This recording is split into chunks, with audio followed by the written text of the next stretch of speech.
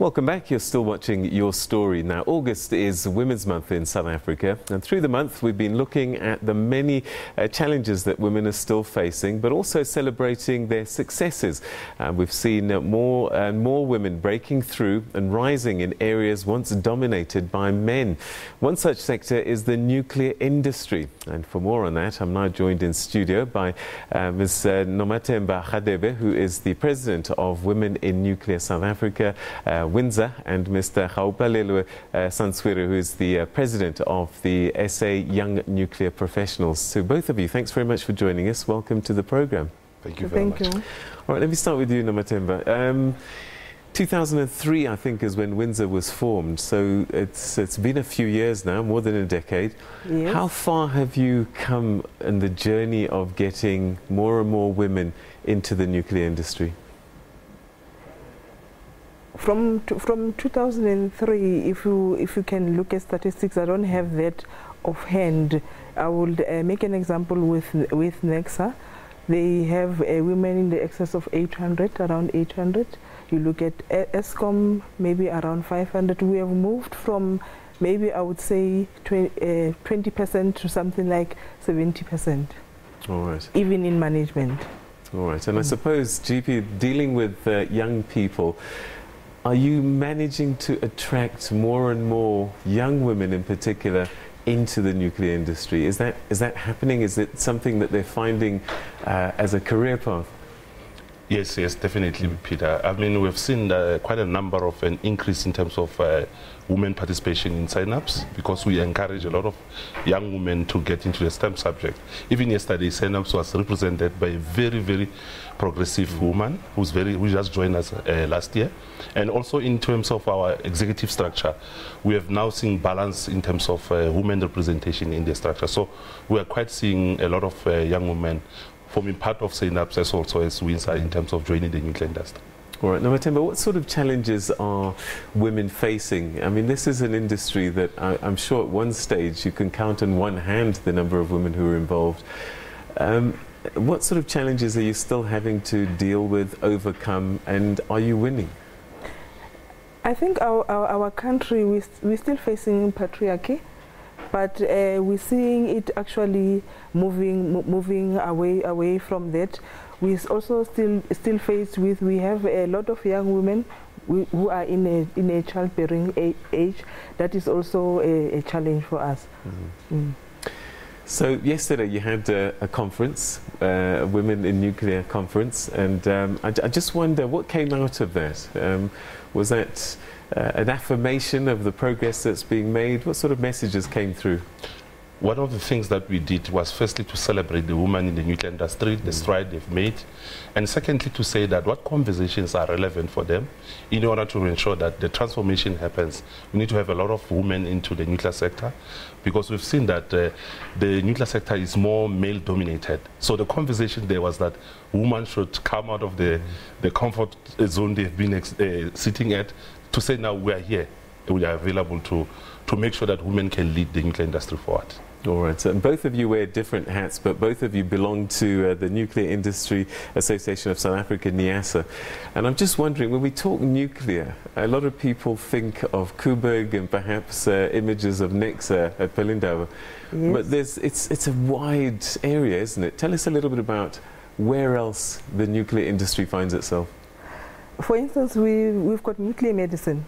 If you once had someone in your family or someone you love or your friend who suffered from cancer, you will understand the benefits of nuclear. So it's nuclear medicine? Nuclear medicine, yes. Where else?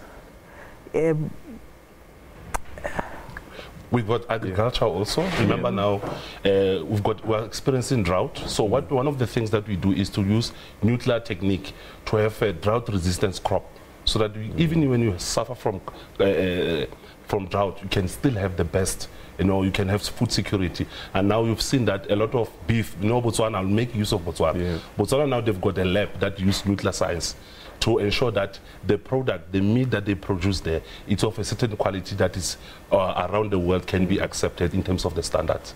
So there's quite a lot of applications of nuclear. We can use it for desalination. I mean, now we are going to hydrogen fuel cell. We can use nuclear to produce hydrogen. So those are some of the things, that techniques that we are seeing. And every day, the research and development into the nuclear sector is expanding. I mean, maybe next week we might talk new technologies that come from the nuclear sector. All right. So a lot of people are quite scared of nuclear. When we hear that word, you know, people just think of nuclear explosions, Japan, and so on and so forth. How safe is it as a technology and something that we can work with? I mean, we're using it already. And I think of Coburg and its contribution to the electric grid. How safe is nuclear? I would say nuclear is one of the safest technology. The reason why people are scared is because of maybe we haven't been talking to people a lot. We have been talking to ourselves within the nuclear industry, and we understand the safety of it. Hence, the conference yesterday, it drew a number of people from business, from investors, from funders, a whole range of people in South Africa. And one of our objectives is to go out there to demystify nuclear, to speak to people about nuclear. We go to schools and talk to learners at school, try to educate them about nuclear from primary level, secondary and high school. So the more people are knowledgeable about nuclear, the lesser the fear. All right, and perhaps finally, what are you going to do as an industry, as NIASA, to make sure that the cause of women in the nuclear industry continues to be fought, and that women are represented better going forward? I think we now have adopted a new, we call it the business unusual strategy, because we want to make NIASA very inclusive. We want to make NIASA very strategic in terms of engaging more women, who are now being led by the president, Sandisiwe Ngcemane, who's the president. That clearly shows that NIASA is transforming in terms of ensuring that women representation is well thought of and is implemented in the right way, so that we don't put women only and tomorrow they drown. You must help them. There must be a support system to ensure that the women understand the industry, they are knowledgeable, and they excel. So at NIASA point of view, I think women are supported, and that is why yesterday we saw a collaboration with WINSA to say, now moving forward, we're going to work as a collective. All right, to both of you, thanks so much. You wanted to say something? I wanted to add in terms of women. Yeah. We were blessed to have our Deputy Minister of Energy, Ambassador Thembisile Majola. We had the WIN Global President, Dr. Gabriela Fort, who is also a woman.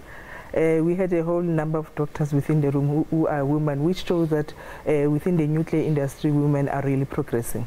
All right. Well, thanks very much indeed. It's a great story to tell, particularly in Women's Month, that great strides are being made in the nuclear industry. To both of you, thanks so much for joining me on the program. Thank you.